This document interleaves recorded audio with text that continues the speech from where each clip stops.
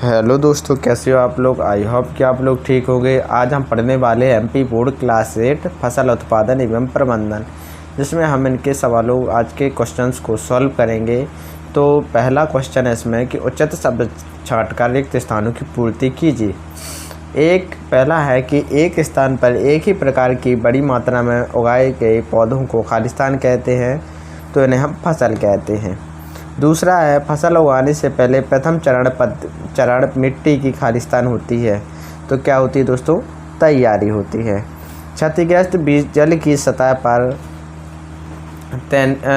पर तैरने लगेंगे। फसल उगाने के लिए पर्याप्त सूर्य का प्रकाश एवं मिट्टी से जल तथा पोषक आवश्यक है। अब आते हम आगे क्वेश्चन नंबर 2। कॉलम ए में दिए गए शब्दों का मिलान कॉलम बी से कीजिए। खरीफ की फसल कौन कौन सी कहलाती है, तो धान और मक्का। पहले का ई। रबी फसल सेकंड, रबी फसल कौन सी होती हैं, गेहूँ, चना, मटर, तो दूसरे का डी।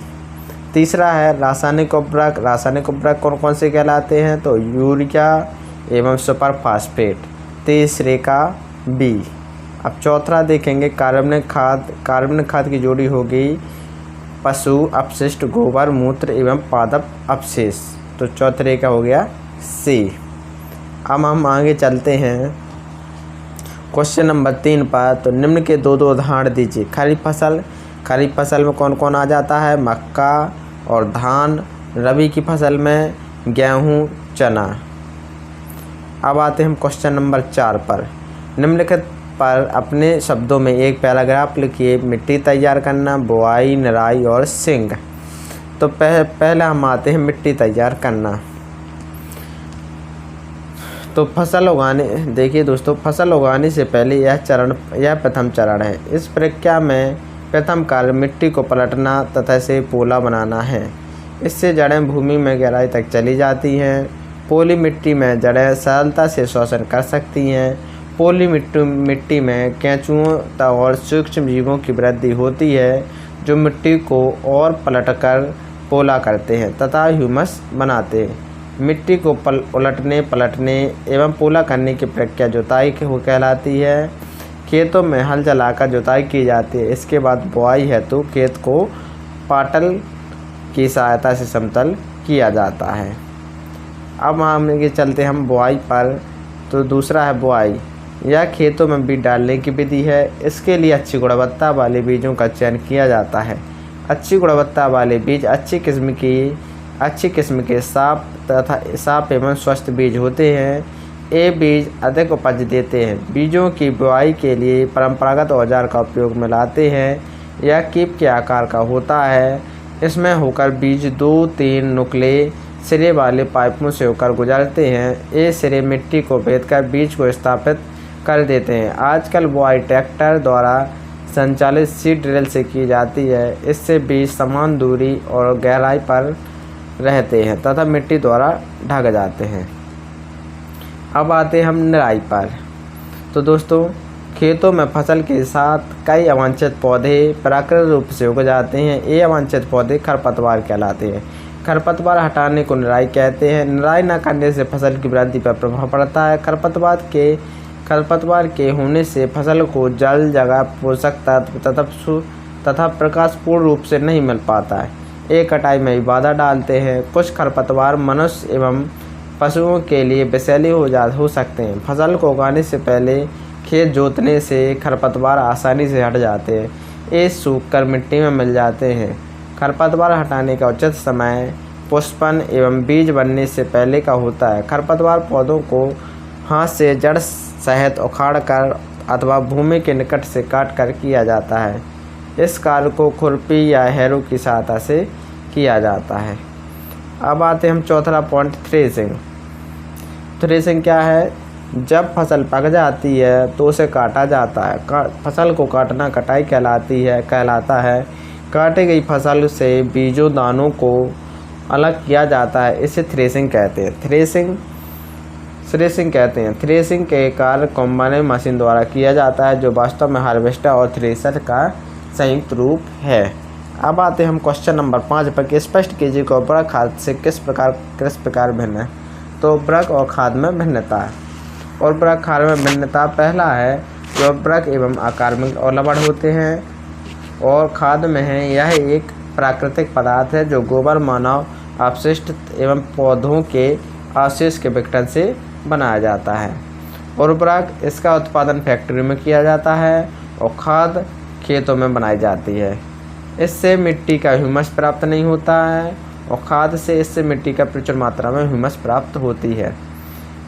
उर्वरक इसमें पादप पोषक प्रचुर मात्रा में होते हैं। खाद इसमें पादप पोषक अपेक्षाकृत कम मात्रा में होते हैं। अब आते हैं हम क्वेश्चन नंबर 6 पर कि सिंचाई कैसे कहते हैं। जल संरक्षित करने वाली सिंचाई की 2 विधियों का वर्णन कीजिए। तो उचित समय एवं विभिन्न अंतराल पर खेत में जल देना सिंचाई कहलाता है। जल संरक्षित करने वाली सिंचाई की 2 विधियाँ हैं। छिड़काव तंत्र। पहली है छिड़काव तंत्र। इस विधि का उपयोग असमतल भूमि जहाँ जल कम मात्रा में उपलब्ध हो किया जाता है। इस विधि में पाइपों के ऊपर घूमने वाले नोजल लगे होते हैं। ये पाइप निश्चित दूरी पर मुख्य रूप से जुड़े होते हैं। जब पंप द्वारा जल को मुख्य पाइप में भेजा जाता है तो यह घूमते हुए नोजल से बाहर निकलकर पौधों पर वर्षा की भांति छिड़काव करता है। बलुई मिट्टी के लिए यह विधि अत्यंत उपयोगी है। अब आते हैं ड्रिप तंत्र। इस विधि में जल बूंद बूंद करके पौधों पर गिरता है। इस विधि का उपयोग करने से जल व्यर्थ नहीं जाता। यह विधि फलदार पौधों, बगीचों, वृक्षों को पानी देने के लिए सर्वोत्तम विधि है। यह जल की कमी वाले क्षेत्रों के लिए अधिक उपयुक्त है। अब आते हैं हम क्वेश्चन नंबर 7 पर। यदि गेहूं को खरीफ ऋतु में उगाया जाए तो क्या होगा, चर्चा कीजिए।